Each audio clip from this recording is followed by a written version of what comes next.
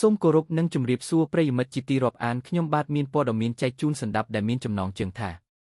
ត្រីខ្លះសេជាង2តោនដែលនាំចូលពីក្រៅប្រទេសគ្មានលិខិតអនុញ្ញាតត្រូវបានសមត្ថកិច្ចចម្រុះនិងមន្ត្រីជំនាញស្ទាក់ឃាត់បាននៅស្រុកវេលខេត្តបាត់ដំបង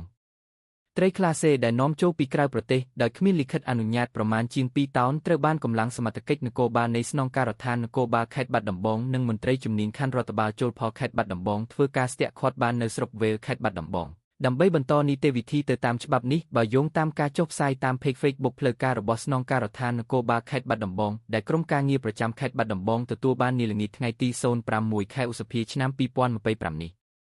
តាមប្រភពព័ត៌មានដដែលបានបញ្ជាក់ថាដោយបានការអនុញ្ញាតពីលោកឧត្តមសេនីយ៍តូដាញ់អេងប៊ុនច័ន្ទស្នងការនៃស្នងការដ្ឋាននគរបាលខេត្តបាត់ដំបងកាលពីថ្ងៃទី05 ខែឧសភាឆ្នាំ2025វេលាម៉ោង 15:30 នាទីលោកវ៉ូសេនីឯកយីយកសាននាយការិយាល័យនគរបាលប្រឆាំងបទល្មើសសេដ្ឋកិច្ចនៃស្នងការដ្ឋាននគរបាលខេត្តបាត់ដំបងបានដឹកនាំកម្លាំងក្នុងការិយាល័យសហការជាមួយមន្ត្រីជំនាញខណ្ឌរដ្ឋបាលចូលផលខេត្តបាត់ដំបងនិងកម្លាំងកងរាជអាវុធហត្ថស្រុកវេលបានធ្វើការឃាត់បានរថយន្ត01គ្រឿងម៉ាក Hyundai ពណ៌បៃតងឆ្នាំ2005ពាក់ផ្លាកលេខភ្នំពេញ3 4732បានដឹកជញ្ជូនត្រីក្លាសេស្ថិតនៅចំណុចភូមិអន្លង់រៃឃុំក្ដូរតាហែនស្រុកវេលខេត្តបាត់ដំបងដែលតាមប្រភពគឺករណីដឹកជញ្ជូនត្រីគ្មានលិខិតអនុញ្ញាតនាំចូលគឺនាំចូលពីប្រទេសថៃនៅក្នុងកិច្ចប្រតិបត្តិការនេះសមត្ថកិច្ចចម្រុះបានរកឃើញត្រីប្រាក្លាសេះរូបទម្ងន់ប្រហែល2,000 គូក្រនិងត្រីកោណរបង្កក់ទម្ងន់500គូក្រ